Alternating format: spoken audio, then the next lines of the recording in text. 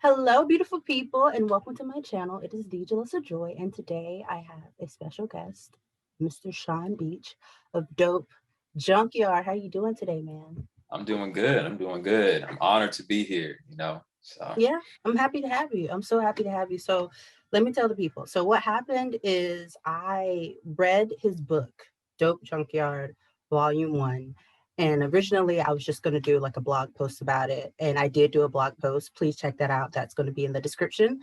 But I was like, I need to bring him on because one, I'm intrigued. Like I'm on the wow. edge of my seat, reading the whole thing the entire time. And I was like, I want to do more than just do a blog post. I want to bring him on to talk about Dope Junkyard because it's more than a book, it's a movement. So Wow. Wow. tell us a little bit about Dope Junkyard. Wow. Thank you for that introduction. Wow. So the core of it is a story about a boy who feels like he knows he's going to be a pro athlete, has it all planned out, and go to the league. Series of events happen that kind of changed the course of his path. And so, like many of us, we have that moment where we feel lost. Mm-hmm. And I know I've had that moment. And so this was all written from and developed from a pure place, just to encourage people that, whenever you feel like you're off, whenever you feel like you're unsure, God has something bigger in store for you. So that's really what I wanted to get across with Dope Junkyard. It definitely came across. So Yeah. the main character is Robert Jumperton, right? Right. Okay. AKA Jumper, AKA Jumper. You know what I'm saying? Jumper. Okay. We see him at a pivotal moment in his life, Right. like when we first meet him. Hmm. And things seem to be actually going okay. He just seems to be dealing with like normal, like self-doubt, you know what I mean? Right. That we Right. all go through. But Right. something happens to him, like really bad, like Yeah. Bad. life, life altering. And then it all like everything that he thought he knew and understood completely changed. And Mhm. I people I'm looking at my notes. So if you're like, why is she hovering I like thought you this? was looking down, look at some coffee or something, man. I I'm playing. wish. I wish. Not yet. I really enjoy the serious elements and the digital and the real world elements that Mhm. you combined in Joke Junkyard. So Mhm. can you take me through, tell the people a little bit about this digital element without giving too much away, because I still need y'all to go read. Right. Yeah, we need that. We need that, Yeah. Jalissa. Yeah. So I've always been a creative person. Hmm. I've always kind of thought out of the box with everything I did.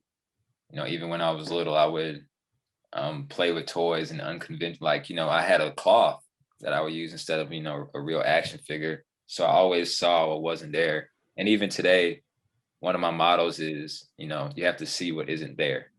Right. And so I was thinking about how to deliver a message in a creative way that was fun for me to make as well.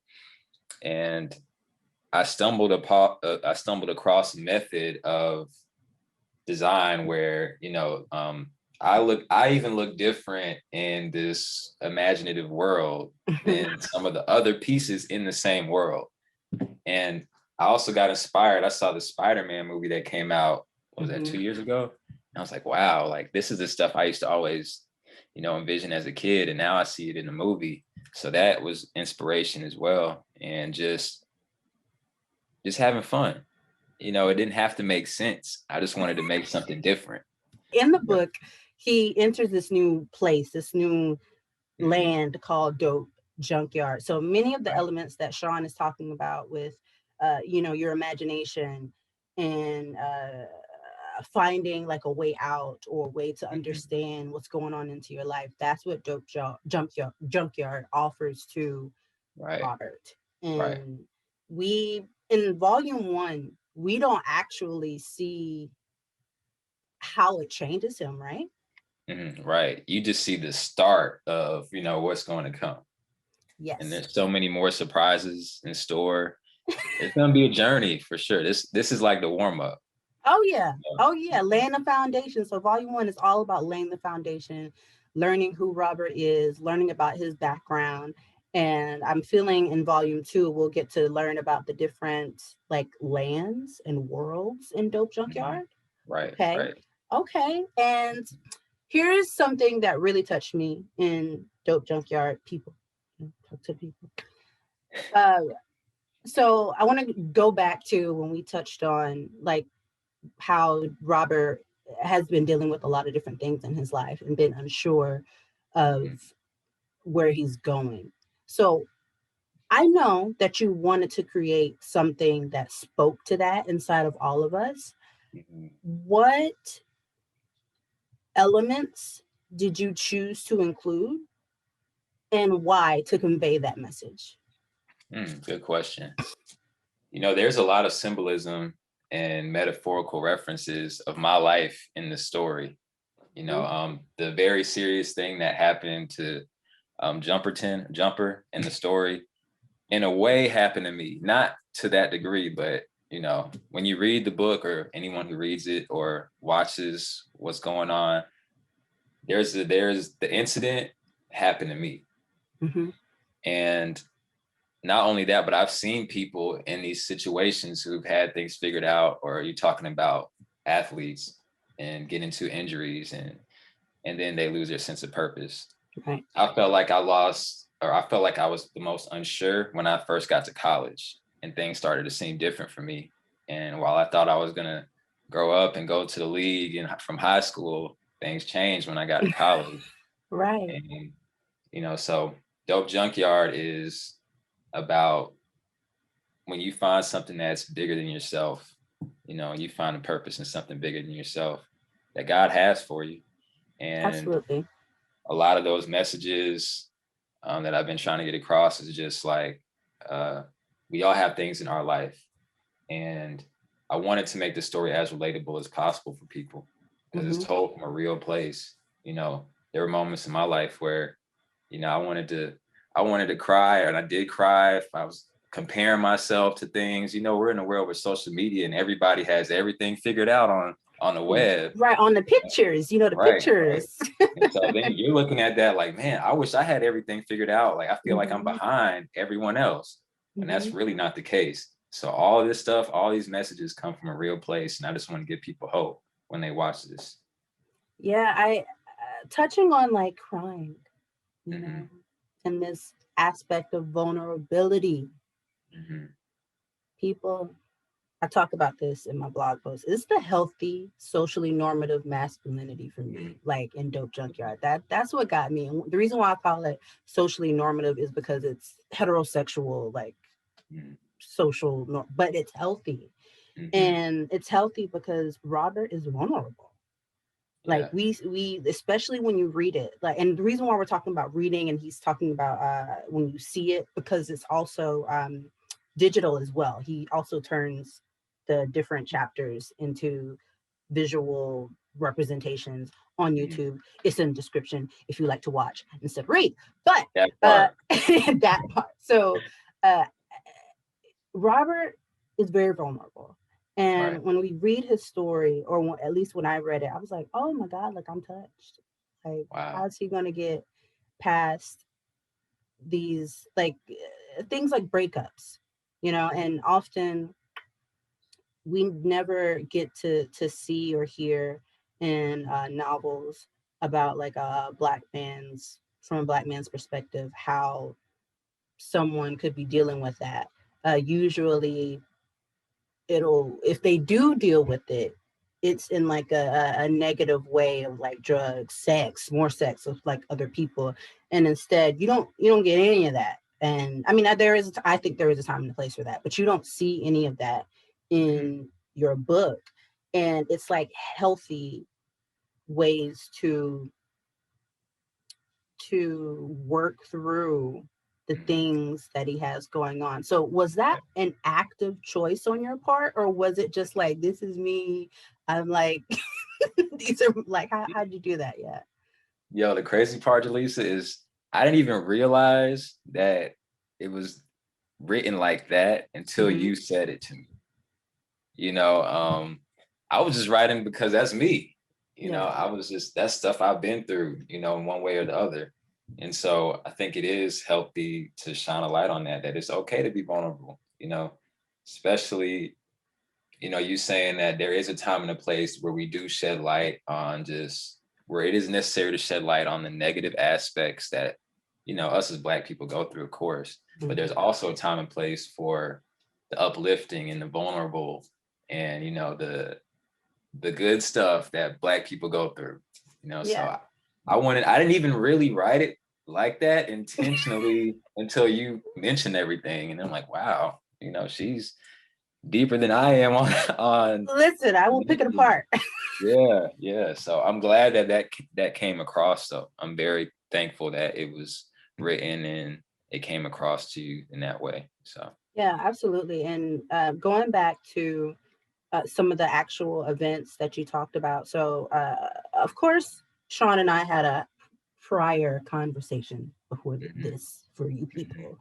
mhm, And he touched on how things he saw happen to other people touched him or affected him in such a way that he felt like he needed to speak on that or offer something to that through artistic means.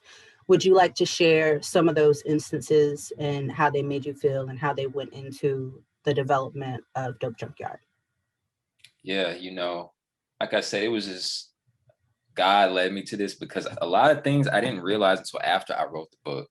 You Hmm. know, one of my favorite players from high school, one of my favorite basketball players, actually, got into a serious accident, and I don't think he could play basketball anymore, and that hurt me when I saw that. And so all of these factored in to excuse me, just let me plug my charger in real quick. Yeah. All that factored into this story, even things I see today when I mentor, certain people or talk to certain people, there's a lot of things that they're going through and they feel unsure or they feel uncertain and they don't want to talk about it or they don't want to face certain things when, it's okay to do that. It's okay to do that. It's okay to ask for help. And all of these things just kind of factor into the vulnerability in the story, um, the willingness to fight through. Hmm. I saw a quote from a guy, I think his name was John Haywood, I believe, where he said, "Nothing is impossible to a filled heart or a fulfilled heart." Hmm. And so that quote really stuck out to me. And I would even add that nothing is impossible to a fulfilled heart full of faith. Right. So having faith that you're on the right track and that God's got you, even when something's going crazy, something's Right. going down. Absolutely. If you're using the gift God's giving you, you're gonna be good. You're gonna be straight. So we all have a gift. That's the thing. If you're using the one that God's giving you, you're gonna be good. And Yeah, that's what I tell people when I talk to them who may be going through these things. That's what I have to remind myself. absolutely. I always find it because people, I'm Christian. I've said it before. You know, I'm Mhm. saying it again. Yeah. I'm Christian, and I strongly believe that whenever you, as you're talking about, whenever you combine what you want to do Mhm. and is for God and is using your talents, that He's giving you, Right. it's it's always a little easier, I Mhm. find. And you get encouraged because if you, even if you're not a Christian, if you attach whatever you're doing to people, to in Mhm. service to others, Mhm. it will fulfill you. If you're Mhm. just doing something just to get selfish reward money, out of it, it's not gonna reward you. Now you might get that money. Like, I mean, hey, I mean, you Yeah. gotta get the bag. Right. But you're there's gonna come a point where you're gonna be like, this is making me happy. I don't Mhm. want to do this. And I've talked to, I have friends and we talk, and many of them are in a place where like they may be making money, but they're not fulfilled, or they need to change the job that they're in because it's not Yeah. fulfilling them in the way that they thought that it would. And Yeah. they're going back to those original ideas that they always felt that they were supposed to do in their soul. Mhm. So I Yeah. think Yeah. with Robert, the character, Robert Jumperton, he conveys this, and we don't get to see him fully live it out yet because of course this is volume one, but Dope Junkyard is literally, like you said, like it's a metaphor for everything that you just discussed, because through Dope Junkyard it allows him to tap into his imagination, things that he wants to move to in his life, and give him a sense of purpose. Wow. And when there's some things I want to say. So first thing, let me make sure I get to this point because I keep coming back to it in my head. Mhm. I'm a woman, duh.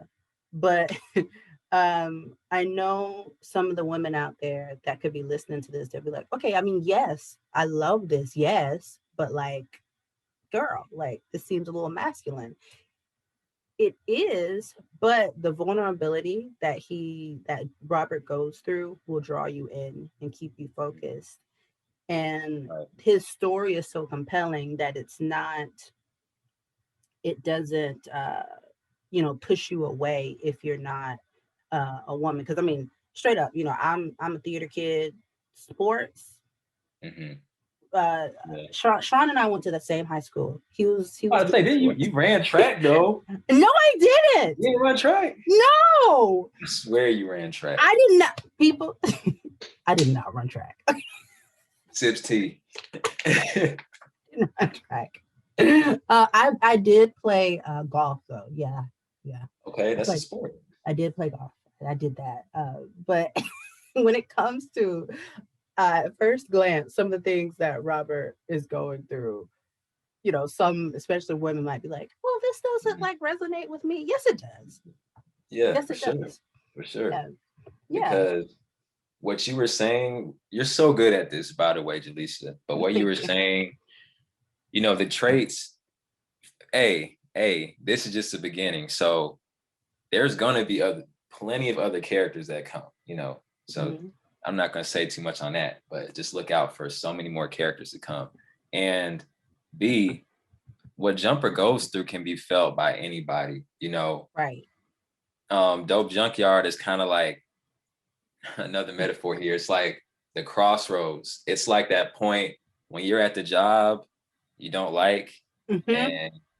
and you have this genius idea that comes into your head, but you're really sitting on the fact: should I go and move forward with this idea, or should I stay here and watch this clock?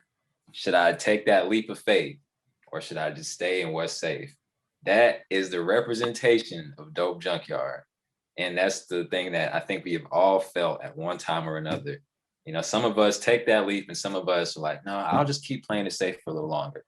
You're seeing Jumper at that point where he's, going to have to take that leap or continue to play it safe, Yeah. continue to live to low expectations of himself. So there are a couple of mysterious characters in volume one. Mhm. We have the guy at the beginning. Is his name Professor something? Professor Topon. Yeah. Professor Topon. AKA Professor T. Yep. Professor T. We have Professor T. We have the the guy with the random house or the random apartment. Yeah. So I'm trying to see what I should say here. These are the harder questions. Yeah. Okay. I'm going to give a spoiler. Oh, okay. I'm going to give a spoiler. Okay. Okay. So it turns out that the house Hmm. that Jumper ends up renting is the house of Professor Topon. But is the guy Professor Topon, or do we have to read to figure that out? Ooh. Mm. Now, the guy, I'm going to wait on that one. I'm going to wait on that one. Okay. I'm Okay. going to wait on that Okay. one. Yeah. Okay. One way or the other, like, the house, I'm going to go ahead and say the house is the house of Professor Topon. Okay. So it's the house at the beginning. Mm-hmm. Like when we begin reading, there's like an introduction, and like it's very he also people Shawn writes very well. So one of the things about Dope Junkyard that I really love is I wasn't stressed. Okay. Wow. You Wow. can read this and you Very understand good. you understand it. It's not like, you know, you'll read some things and it's like you'll read one page, you'll be like, what? And then you have to read it again to like, you don't have to do that. You can Yeah. just keep going and you understand it all. But he uses the way that he writes is very descriptive. Mhm. So as you're reading, you're in it. Like if you are really good at imagining things, which I believe that we all are, because that's what Dope Mhm. Junkyard is about. Uh, Mhm. you have this whole world envisioned, and it's like, oh my God. So at the top of the book, you meet Professor T, and it's like this dark night, and like I think it's raining, Mhm. Yeah. and Spooky. apparently there are people after him, and I'm like, yo, this is okay. So like, okay, I can see this on TV. I can see this as a game. Mhm. Like this is cool. Um, what? How did you come up with these otherworldly, mysterious characters? Do they serve as, because I understand Dope Junkyard is a metaphor. So if you had to say that they like, what would they be representing? Talk to me a little bit about them. So Professor T, he's pretty much he's the first jumper into Dope Okay. Junkyard. He's the first person to really explore this area, Yes. one of the first. And so he's pretty much passing the torch to Jumper. And along the way, he's going to, of course, try to guide Jumper in different ways throughout his journey into Dope Junkyard. Okay. So, yeah, I think Professor T represents the grown up version of us and that imagination. He's one of the few grown-ups who didn't lose his imagination, but he metaphorically represents what is tied to the idea of growing up. You Mm. know what I mean? So Mm-hmm. he has to give up his experience with Dope Junkyard from one reason or another, and he passes the torch to Jumper, who is supposed to do more than what he's even done in Dope Junkyard. One, you said something really interesting about being an adult and how Professor T didn't lose his imagination, Hmm. you know? Right. And I think that's really key that you say that, because a lot of people, I think, so now I'm getting more into like, we're talking about, Right. We're in it. We're you in know, it. the Yeah. world and people and how this relates. So I feel like that's a lot of people's issue, you know? A Yeah. lot of adults, especially like people that are kind of stuck in monotony, or stuck in places that they don't want to be in. It's because they haven't tapped into their imagination, their faith, and they lose it along the way. Hmm. Yep. Yes, sir. Yeah. Yep. I wrote certain things in the book to to kind of throw sudden mm, words directed at that, to address the need for imagination. Hmm. When Jumper first gets into Dope Junkyard, I think in one of the first few lines, he's like, "Oh, this looks like nothing I've ever seen. This doesn't look real, like compared to his reality." But you know, he's comparing what he's seeing now based on what is themed to reality, when really it's all up to what we view as real. Yeah. So yeah, so it's just certain things like that, to always have that imagination that kids have, and it's viewed as a gift in the story for people to have those unique imaginations, like Professor T, Jumper.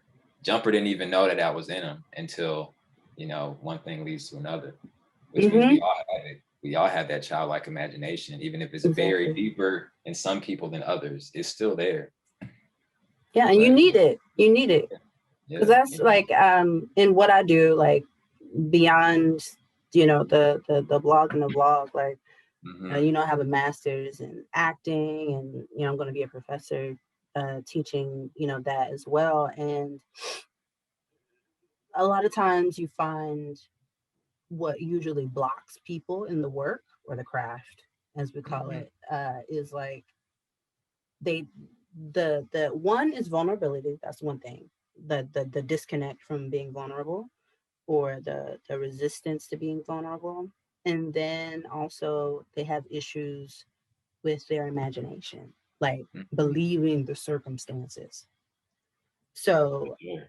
yeah, so I really gravitated towards those elements in the book because we need them. I think humans like we're detached from these ideas of vulnerability, and we become detached from, like, absolutely, when you grow up you have to grow up, you do have to give up certain things, but imagination should always be there.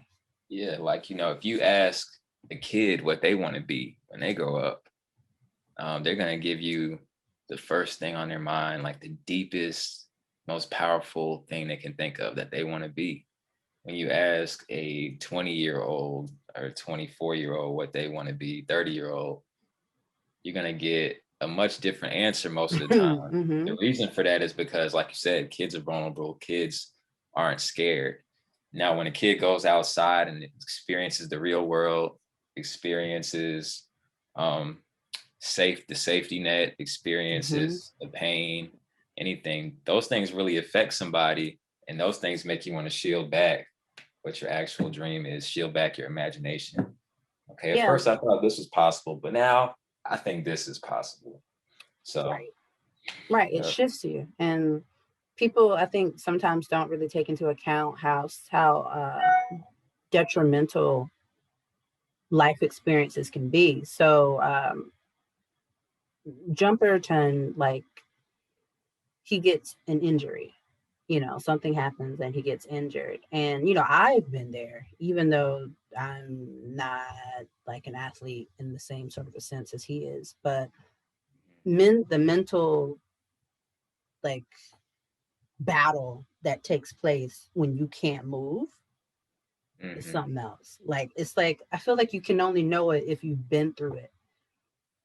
Or like, I think you should tell the people if you haven't yet. so what happened to me is when I was younger, people, I had something called Guillain-Barré syndrome. So what that did is, long story short, I was paralyzed. I had to learn how to walk all over again. Very serious situation. And then when I got older in grad school a couple of years ago, I tore my ACL and my meniscus, and I had to have surgery. And yet again, Mm, I couldn't walk. It takes time. It's a very serious sports injury, really. Like, athletes yeah. and everything, get that type of uh, injury. But as a child, and again as an adult, Mm, the mental strain is super intense. Like, you feel crazy. Like, you legit feel like you want to scream and you want to yell and you want to cry because you can't. You are disabled. You are literally disabled. You can't do what everybody else does. And the beautiful thing is, and I'm blessed that it was for a select amount of time. Like, that isn't my life, but for some people that is their life. And with Jumperton, he gets injured, and it causes him to lose everything, as you were saying, Shawn, about how he thought that he was going to go into pro. He was going to go pro, and then when this happened, all of that went away. And I feel like a lot of young men, especially, where we grew up, and like a lot of places, and women in my instance, like, not the sports usually, but there comes this time in sports, though, that either you're going to go pro or you're not. And so, I want to ask you, like, how was that for you as the person, Shawn? And then how did it feel? Did you get some kind of catharsis with Annette? Did you get some kind of catharsis with experiencing that and writing that for Jumperton? Yeah. For me, I kind of realized fast, I love basketball to this day, but I realized it early on. I just didn't really accept that until maybe a few years later. I realized like, man, this is, But how does that, because I don't like what determines that. Now I know men that are watching, you might be like, Jalissa, duh. Like, actually, I don't know. So for yeah. all the people like myself, what goes into, how do you know, or yeah. Well, I realized like I was really good at playing, like just playing pickup games Mm-hmm. or playing, with the homies or playing at the gym. But when it came to like playing in the system, that's when I realized like I'm not good at that. I'm not good enough to go pro in this playing in the system, especially when coaches are going to have their favorites who they give the green light to. So like, man, I'm gonna go play lacrosse for at least for these last 2 years I'm in school. I did that. So yeah, but like I said, the injury and the realization that Jumper couldn't play pro sports could also be looked at as like, somebody who's trying to aim for this dream job and then they have a slip up or they fail a test, they don't pass the bar exam, and now they don't feel like they have that sense of purpose. They feel like, "Oh, I'm lost." So this could go into so many different areas in life. I just use sports in this one because that was the closest to me. Right. But it translates. It translates like everything that he goes through, because in his journey to rediscover himself, you see so many things that we do as people all the time. Like, we put a lot of time and attention into something, Mm-hmm. and then it's not until that something falls through that you're like, Yeah. Yeah. oh, wait, let me restructure my life. And sometimes Right. people never fully recover from that thing, Mm-hmm. you know?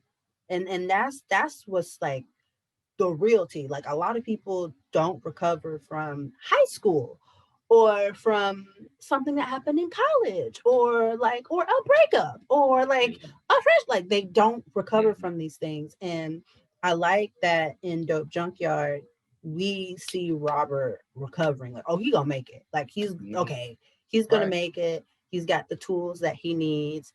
And it came, Dope Junkyard basically comes as a blessing to Robert, because Mm-hmm. he Robert is just blowing in the wind. Like, that's the easiest Yeah.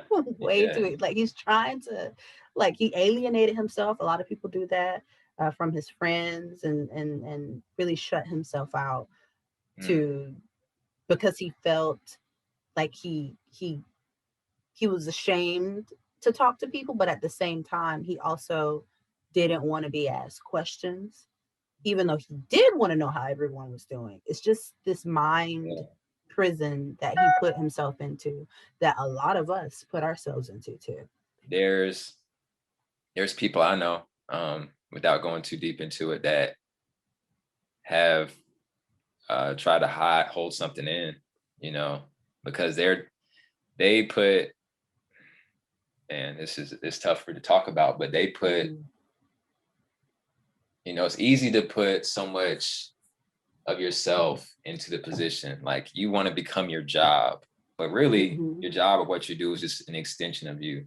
Right. But, it's easy to get lost in that. And especially when you put so much time into doing something, whether that's sports, studying to be a lawyer, doctor, and it doesn't go as planned. Now you're battling all of these things inside.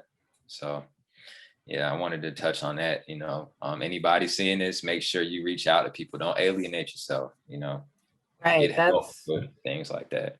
you have to, because it's a process. I know a lot of my friends, because I have a lot of guy friends, and I, I know, I've noticed with my guy friends, they close themselves off more often than my friends that are women. And, being a woman, I'm like, what's wrong? Tell me, like, so I definitely think is to help us, like people, Mhm. humans, your friends, to help us, to help, like, one, you have to speak up because it's not anyone's job to ask you how you are. Mhm. Um, I might not know that you're in pain, or maybe I do, but I don't know how to, I don't know if it's like going to do more harm than good to talk to you about it. And then on the flip side, if you do think something's wrong, or maybe if you don't think anything's wrong, you got to check in so that you have both sides trying to help make sure that everyone is Mhm. okay. Yeah, for sure, for sure. And you have a gift. We all have a gift. So like if that doesn't work for you, that just means God got something bigger for you. Absolutely. Because now I want to move more so into Mr. Shawn Beach, like the man. And when I opened the book, Mhm. here's what I read. Special love to my lady queen, Carrie. Am I pronouncing that right? Yes, Okay. ma'am. Yeah. My hero, Mama Beach, and my favorite storyteller, Granddaddy. Most importantly, thank you, God. I am thankful for such an unconventional gift. Mhm. Mhm. So, Yeah. as a reader, when before you're even introduced to the story, you're introduced to the author and you get like a little taste of, who this person is and what he values. Right. Can you tell me a little bit about why those people are important to you and why you decided to make sure that you thank them? Yeah. First and foremost, just God just aligning everything in my life, and that includes like my mom. That includes my granddaddy. I couldn't have one without the other, and I couldn't meet Carrie without the first two. You know what I mean? So my granddaddy, just an amazing storyteller. My mom, I mean, none of I wouldn't be here having this interview if my mom didn't believe in me so much. She's always been willing to, go the extra mile and buy things for me, even when it might not have always been easy, whether, computer stuff or just telling me to keep going. And those moments where she's like, "Oh, you got a gift, boy. You got to keep using this. You got to keep Hmm. using this, even when I don't see it." Right. So, Mama Beach is always going to be the utmost, just in terms of just how everything began and even where it is today. So I thank God for her, granddaddy, always telling me stories in the shed. I think we have that in common. I think that's part of the reason I like storytelling, because I love sitting down and hearing his stories. I can sit down and listen to him all day. I think I'm the only one in the family who just enjoys that, just sitting and hearing all his stories, and I'll be boosting his head up and everything. So, and then of course Queen Carrie, who just so motivational, encouraging. One thing I always prayed for was I wanted to be with the right person before things took off, because I'm just confident in what I'm doing. And I know that it's going to be a point when things are going to continue to grow. And I Hmm. know how hard it can be to distinguish what's real and what's not at that Yeah. point. So I always wanted to have, the right queen with me before everything took off. So I'm thankful that that happened. And in a crazy way, I used to like not really go hard with my dreams as much as I could have, like at Hmm. certain points in my life, because I was scared I wasn't gonna have, just in terms of a partner, it was gonna be harder Hmm. for me to find, find a person that was real. And so that's just a boost. That's a jetpack now on me. Like, okay, boom, I It's got like, a person who doesn't think I'm crazy, who likes what I'm doing and is real. So now I can just keep doing all this crazy stuff. I can get crazier with these ideas and keep pushing. So yeah, yeah, man. Teammate. yeah, Teammate. for sure, Absolutely. And sure. so that moves me into Mr. Shawn Beach. Now we know who's important to you. Now tell us about what's important to you beyond, your family and your loved ones and, Mhm. God, most importantly. Yeah. What's important to you? Did when did Dope Junkyard come into your life? I know that you've always, created things and had a wonderful imagination, but when did Dope Junkyard become something that you're like, okay, I'm doing this, let's Mhm. do it? And tell us about Dope Junkyard, like the business, the brand, everything.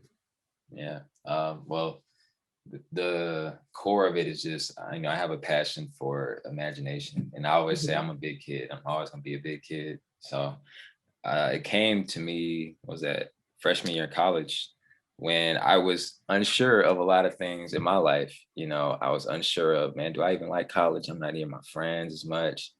I'm not near, my boys I grew up with as much.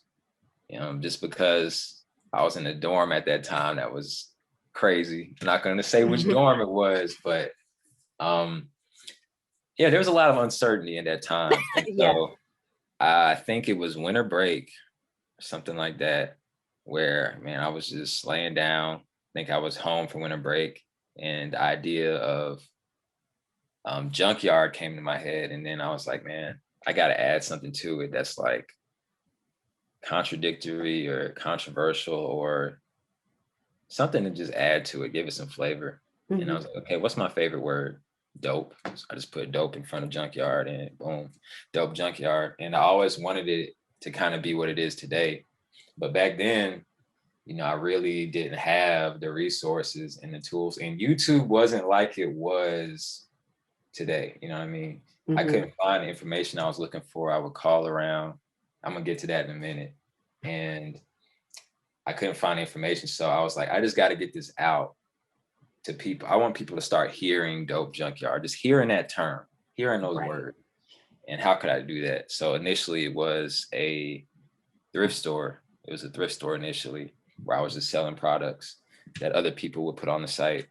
And yeah, but the goal was to always have it as what it is today, where it's, a storyline in the universe. It's Yeah. just And crazy to think about something that big, and I couldn't tell people like, hey man, I'm coming out with this whole universe one day. And be right. like, Be like, oh, okay, yeah, yeah, okay. gotcha. So yeah, this is always part of the plan, and I'm just thankful. It feels like a weight is lifted off, now that I can get what's been going on in my head out to people. So yeah. Absolutely. You said that you had to make a lot of calls. Yeah, this was a key point in my life. When I was trying to learn how to do like animation and design, I was calling around. I think I called into one of the art schools or something, and somebody answers the phone, and I'm like, "Yo, can you teach me, or how can I learn how to do what's being taught at the school without going to the school? Yeah. What software can I get? What products do I need? What type of computer do I need to be able to do what's being taught at the school?" And the girl who answered the phone, she what she say? She answers, she tells me about this program I could get into, but I'm like, I don't have money. I'm in college. I don't have any money to join anything. And she's like, oh, are you trying to do this yourself? And I'm like, yeah, of course. And she laughs at me. She laughs at me on the phone, and she says that it wouldn't be possible. Oh, that was She very. says that if I'm not paying money to learn this material via some kind of avenue, it wouldn't be possible. And she literally laughed at me and hung the phone up on me. And I was hot. I was hot. I was hot. Yeah. I was trying to call back, but she would answer the phone. I Yeah, was she was trying to like, call back. Yeah, but she won that battle, because at that point, that's when I drew back from Dope Junkyard. I drew mm, back for a couple of years, because I started thinking, you know, man, I don't have the money that some of these people have. I can't find any information. Maybe this isn't meant to be. mhm. So that was just another roadblock, but I just couldn't let it go. Years later, I'd be dreaming about Dope Junkyard. I'd be waking up in the middle of the night. And so I just kept pushing, and just that determination, that will, and that confidence that this is what God has given me to use. So I'm gonna Right. use it, and I can't fail, and I won't fail because I'm just not gonna stop. That's the So thing. People people have to be persistent. Like one thing is like there's nothing wrong with pausing to restructure mhm, to press start again. right. There's nothing wrong with that. And it, it's all about like all successful people are just people that didn't stop trying. Mm, That's literally it. Like the people that are the true failures are the people that don't try. yeah. Mm, That's it. That's really it. You have to keep going to be successful because you when you I don't need people like to say like fail wrong. I don't even think of it like that. It's just you're learning. mm. You're learning. Ooh, that's what I always. Ooh, hey, you right here. It's never a loss if you learn from it. Yeah, relationships, anything, like it's you learn from it. Now, if you don't learn from it and you just keep doing, then Yeah, that's a different conversation. But right. if you sit down and actually draw lessons from what just happened, Hmm. you'd be good. What's the future for Dope Junkyard? The book, the Mhm. brand. Tell us. Future, we have more episodes, of course. We got more stories, more books coming. Trying to get to the point of actually having physical books to sell out, more merchandise. But the key is to just have more inspiration. Hmm. We're gonna have a whole lot more of that coming. And whether you decide to get the book or get on YouTube and watch what's going on, it's gonna be so much bigger than it is today. And I just can't wait for people to really get impacted by it, even if it's just one person. You know, I'm happy. I'm Oh happy. You don't yeah. know how much it means to just. It's not about the money, like you said earlier, Jalissa, like you alluded to. It's about just having something that resonates, something that's bigger than myself, and something that brings an uplifting spirit or encourages one person to keep on going. You know, so I'm excited for that. More motivation, more inspiration coming. Best way I can Yes. put it. That's what Yeah. we love to hear. I'm excited. I'm a fan. Okay. I'm a fan. I'll be Yeah. reading everything and watching everything as well. And so should you, because Shawn is a black person in this world, Mm-hmm. black business owner. You Okay. heard. I love my black people. I always Right. want to support them. And I love all people. But Mm-hmm. black people do have a special place in my heart. So if you're watching this, definitely support him. Reach out to him. I'll put all the links all of his to his websites and to his channel page in the description below. Also, I will put a link to my blog post about Dope Junkyard Volume 1. You gotta go read it. You It's have fire. to.